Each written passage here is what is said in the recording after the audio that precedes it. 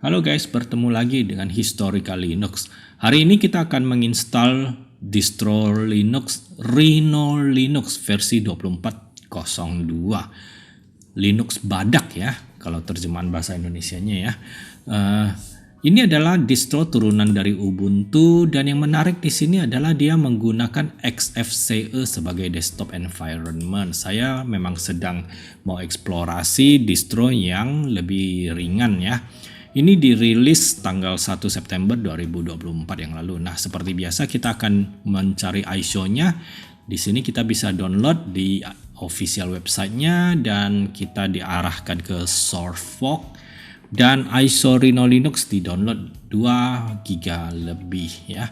Kemudian kita akan burn ISO-nya, kita akan flush ISO-nya menggunakan program Rufus. Sangat mudah, kita download programnya, kita jalankan, kemudian kita select ISO-nya, kita colokkan flash disk dan kemudian kita klik start di sini dan ISO yang tadi kita download akan di flash ke flash disk untuk berfungsi sebagai installer kalau kita mau menginstal Linux-nya, yaitu menginstal Rhino Linux tadi. Nah, kita kemudian melihat sistem information-nya. Ini adalah CPU yang akan saya pakai untuk menginstal Rhino Linux-nya, 4 GB ya memorinya. CPU-nya itu G440 3.3 GHz, memori 4 GB DDR4, hard disknya SSD 120 GB saja dan sudah ada GPU. Sebuah mesin yang cukup baik, sudah 4 GB dan enak untuk dipakai eksplorasi distro Linux yang lightweight ya, yang ringan. Nah, karena kita ingin dual boot, kita sekali lagi harus mempersiapkan hard disk kita. Kita harus membagi hard disk kita minimal ada satu partisi, kira-kira berukuran 40 GB ya. Dan caranya adalah dengan shrink volume dan partisi tersebut akan kita pakai untuk meletakkan Rhino Linux kita. Setelah selesai semua, kita tinggal restart ya. Nah, saya menggunakan 2 flash disk di sini. Yang satu adalah installer yang tadi sudah kita rufuskan dan yang satu akan saya pakai untuk bootloader. Mengapa saya menggunakan USB untuk bootloader? Karena Linux-nya akan segera saya hapus setelah saya konten. Nah, ini adalah BIOS-nya. Kita atur agar BIOS-nya bisa reboot dari flash disk installernya. Oke, singkat cerita kita sudah sampai di Rhino Linux live bootnya ya. Pertama-tama saya mengecek dia menggunakan session apa, yaitu di X11, dan karena ini adalah Debian Ubuntu, sangat mudah menginstal simple screen recorder sehingga saya bisa recording clean. Nah, langsung di liveboot ini kita cari installernya. Ini adalah installer Calamares ya namanya. Pertama-tama ya tentu kita harus aktifkan wifi kita, memilih time zone, memilih keyboard, dan kemudian sampai di fase memilih partition. Kita pakai option yang kedua, replace a partition, yang 40 GB itu kita klik sehingga berwarna merah ditandai dia akan diinstal Rhino Linux. Dan seperti yang tadi saya bilang, bootloadernya akan diinstal di flash disk yang satunya lagi, SDC ya. Nah, kalau teman-teman mau menginstal Linux secara permanen, bootloadernya diinstal di hard disk saja. Nah, di sini kita memasukkan username, memasukkan input passwordnya. Ini use active directory, saya nggak tahu apa artinya ya, jadi kita skip aja. Nah, ini adalah what will happen kalau kita klik install. Dia memberikan kita kesempatan untuk konfirmasi semua settingan kita sebelum kita install, karena pada waktu kita klik install, partitionnya akan diformat dan diisi dengan Rhino Linux ini. Cukup cepat installationnya, sekitar 10 menit ya, dan saya percepat videonya. All done. Dan setelah selesai kita tinggal restart ya. Jangan lupa kita masukkan, colokkan flash disk yang sebagai bootloadernya kita. Nah, ini singkat cerita lagi sudah sampai kita di Rhino Linux ya. Dan seperti tadi saya install simple screen recorder. Dan kita sudah sampai di XFCE dari Rhino Linux-nya. Nah, di sini startup dia langsung memberikan kita pilihan packet manager ya, bukan pilihan, dia mempermudah kita. Flatpak-nya dia instalkan, ada Nix.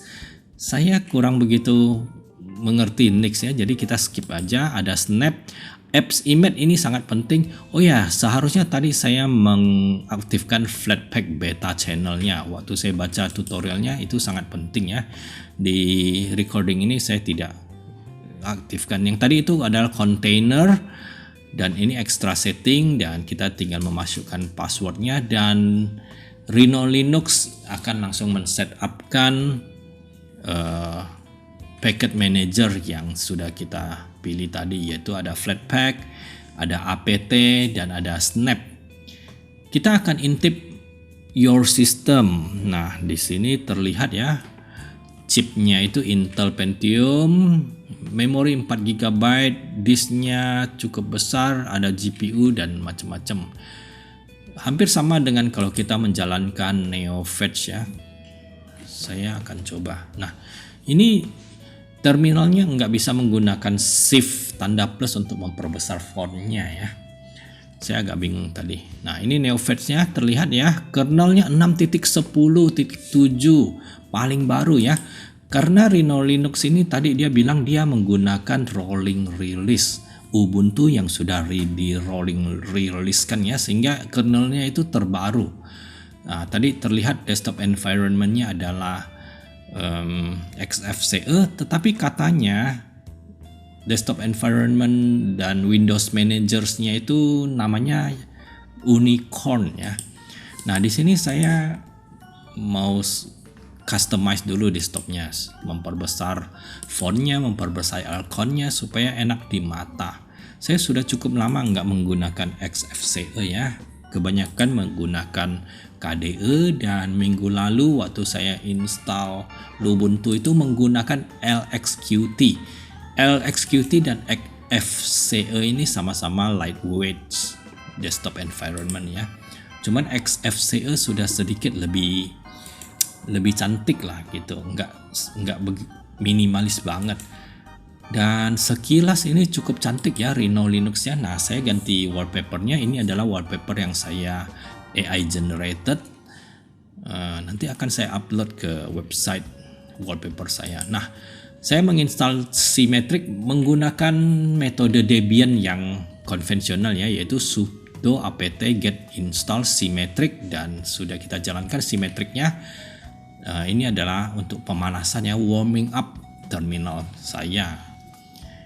Ini VS Codium, ini sejenis notepad ya untuk mengetik-ngetik, mengcoding. Karena saya jarang dan bukan seorang programmer, saya tidak familiar dengan ini ya. Oke, mari kita lanjutkan. Nah, saya install lagi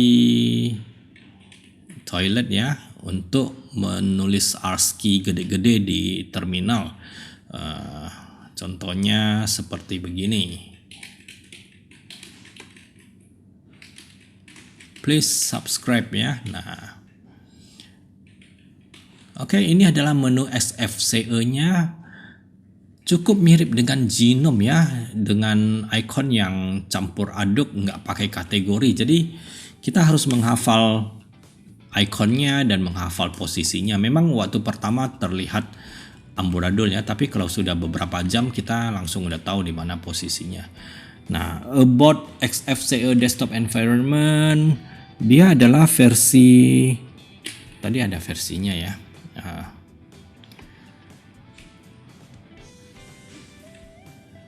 Dan ini adalah semua applications yang pre-install. Displaynya terlihat resolusinya ya. Ini videonya saya percepat supaya nggak terlalu bertele-tele ya. Oke, saya akan menjalankan script kecil yang saya generated dengan chat GPT. Kalau di Debian Ubuntu itu Python 3 ya. Nah, ini adalah Mongil Fetch, sejenis NeoFetch yang saya buat. Dan terlihat Windows Manager-nya dan desktop environment-nya dia sebut Unicorn XFCE ya. Nah, Mongil Fetch itu nanti akan saya terangkan cara pembuatannya, ada di sebuah video saya sebelumnya. Ini adalah test manager, kita bisa mengintip performa dari CPU dan performa dari RAM. Kemudian mari kita explore lagi Quantum Managers, kurang penting. Dan di sini saya belajar sejenak ya. Jadi untuk mengupdate itu cukup mengetik rhino pkg update dan dia udah langsung update ya. Ini seperti apt update gitu. Dan ini adalah Packstall Pacman installer ya. Jadi dia juga bisa mengakomodir seperti di Arch Linux ya, menggunakan packet manager Pacman sepertinya ya. Jadi Rhino Linux ini keunikannya, saya rasa dia berusaha membuat users itu bisa menginstal program yang kita inginkan dengan berbagai cara. Bisa dengan cara konvensional ini, yaitu sudo apt get update, get install, dan juga bisa menggunakan FlatHub. Karena di Rhino Linux ini ternyata nggak ada discovers, nggak ada packet managersnya ya. Jadi kita harus mengandalkan FlatHub di internet. Kita buka di browser dan kemudian kita cari paket application yang kita inginkan. Di sini saya ingin menginstal Calligraph ya. Jadi caranya menggunakan Flatpak dan Calligra ini adalah sejenis perpaduan antara Office dengan CorelDRAW ya. Nah, di sini saya mencoba membuka file Excel saya, ternyata nggak bisa ya. Begitu di double klik tidak ada yang terjadi, tidak ada yang terbuka file Excel-nya. Oke, kita coba sekali lagi. Calligra Sheet dan kita buka. Ini ya, ini seperti Excel ya. Dan file, open atau open. Ini adalah file XLS Excel dan tidak bisa terloading, so it's fail. Nah, Calligra ini juga ada Carbon, ini adalah sejenis Illustrator-nya ya. Kita bisa menggambar dan juga bisa meloading file JPG. Ya, ini seperti CorelDRAW, seperti Adobe Illustrator. Nah, ini adalah file-file format yang dia bisa open ya. Nah, JPG bisa terbuka dengan baik di Calligraph Carbon. Lalu ada Calligraph Stage. Ini adalah PowerPoint ya untuk presentasi. Jadi kalau kita jalankan start presentation, nah dia seperti PowerPoint. Nah, sekarang kita install LibreOffice ya. Caranya sama, kita mengcopy perintah Flatpak dan kita jalankan di terminal. Sangat cepat. Dan kemudian kita jalankan LibreOffice Call dan saya buka file Excel yang tadi gagal dibuka Calligra dan terbuka dengan baik di LibreOffice Call ya. Jadi 1-0 untuk LibreOffice versus Calligra. Nah, kemudian saya mencoba perintah rhino packet install FreeCAD ya, dan dia akan langsung memberikan kita beberapa pilihan, FreeCAD yang Flatpak, yang apt, dan yang Snap. Saya akan mencoba yang Snap ya pilihan nomor 5. Dan ternyata ini pilihan yang kurang bagus ya, saya udah tunggu 5 menit, terlalu lambat. Jadi saya ulangi prosesnya dan saya pilih yang Flatpak saja. Nah, di sini ceritanya saya menginstal FreeCAD ya. FreeCAD itu adalah program untuk sejenis AutoCAD untuk drafting.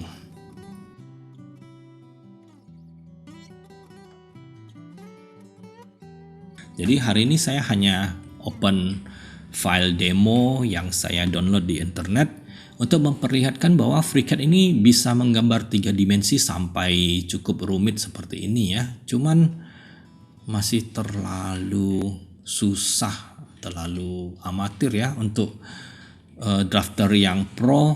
Saya rasa tidak bisa menggantikan AutoCAD. Nah, kemudian langsung kita lanjutkan dengan mengetes Wine ya, Windows Emulator. Tapi sebelumnya saya mau menjalankan Pavo Control untuk membuat speaker saya bisa berbunyi karena saya itu coloknya ke HDMI ya. Nah, sudah keluar audionya. Jadi harus disetting dulu dengan Pavo Control. Kalau di KDE Pavo Controlnya itu langsung. Nah, di sini saya berhasil menginstal Need for Speed Most Wanted dengan Wine ya. Tetapi kalau kita ingin recording, maka resolusinya harus disamakan dengan resolusi di desktop. Nah, kalau tidak screen recordernya akan crash. Oke. Nah, ini berjalan dengan baik. Hanya saja resolusinya itu nggak ngejar ya. Nah, ini bukti ya bahwa ini Most Wanted-nya betul-betul berjalan di Rhino Linux. Oke, mari kita racing sejenak.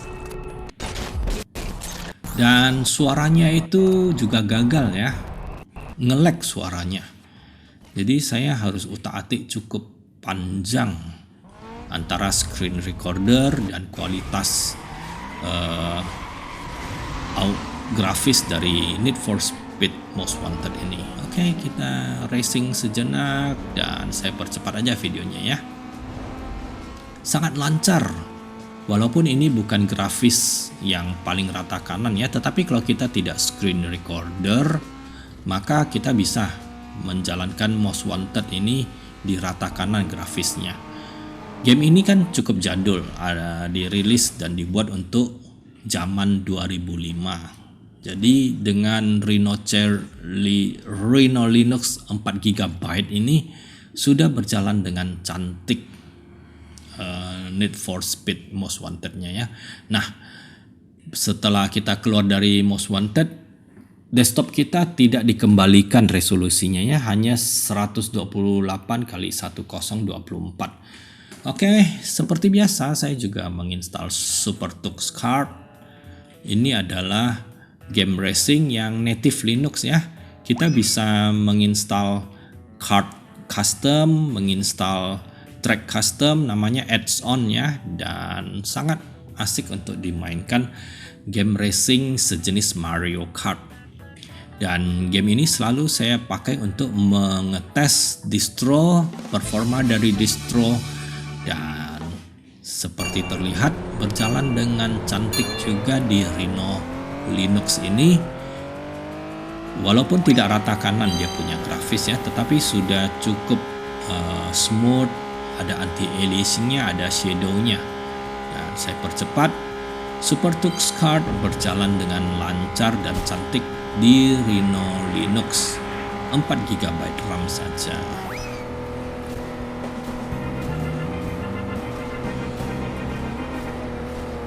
Oke, kemudian kita baca ulang ya. Apa itu Rhino Linux ya? Ubuntu Base Roaring Release menggunakan Pextal dan XFCE sebagai core-nya, sebagai andalannya ya. Dia banyak mempermudah Asian desktop ya, desktop yang tidak gila, desktop waras. Entah apa artinya ya. Nah, ini adalah channel YouTube saya Historical Linux. Please subscribe. Sudah banyak sekali distro yang saya upload ya. Semua distro ini saya record supaya saya menjadi kenang-kenangan bagi saya bahwa saya pernah menginstal distro ini, distro itu, dan juga untuk mengingatkan Halo semua, saya hari ini kita bagaimana akan cara kembali menginstalnya ya. melakukan installation Linux ya. Kali ini saya akan menginstal distro Yards Linux ya. Ini adalah masih turunan Saya bukan dari Arch seorang Linux pakar, hanya seorang penggemar saja. Dan tadi ada Mungil Fetch. Nah, ini adalah videonya. Jadi membuat program NeoFetch sederhana menggunakan ChatGPT dalam Python ya. Ini adalah promptnya, tinggal di copy paste dan dimasukkan ke ChatGPT. Teman-teman bisa coba. Oke, demikianlah 20 menit installation dan review Rhino Linux 24.02 ya. Menurut saya ini distro yang sangat asik juga. Untuk ukuran XFCE cantik sekali ya. Ini kalau orang nggak tahu mungkin dikira Genome atau dikira KDE ya, karena sudah didesain dengan cantik dengan tema berwarna keungu-unguan violet ya. Dan karena dia adalah Ubuntu, sangat mudah untuk dipakai, sudo apt get install dan segala macam. Dan dia membuat Ubuntunya itu rolling release sehingga kernelnya terbaru dan paket-paket program yang lain juga seharusnya terbaru ya. Cukup rekomendasi kalau kita ingin eksplorasi dan sudah bosan dengan Ubuntu yang beredar ya. Demikianlah installation dan review. Please subscribe. Thanks for watching.